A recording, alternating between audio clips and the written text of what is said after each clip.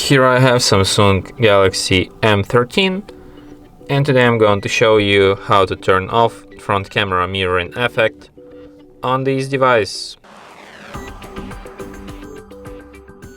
So firstly you have to open camera, then let me show you an example. I'm gonna take one front camera photo like this, then I'll show you how to disable this feature. So you just go to settings and find save selfies as previewed. So you just enable this feature and now your selfies won't be mirrored anymore.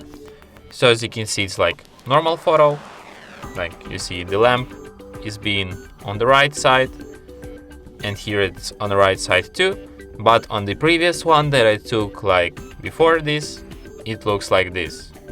Why it's on the left side, no idea. So yeah, and that's it. Thanks for watching. If you find this tutorial useful, don't forget to hit that like button and subscribe to our channel.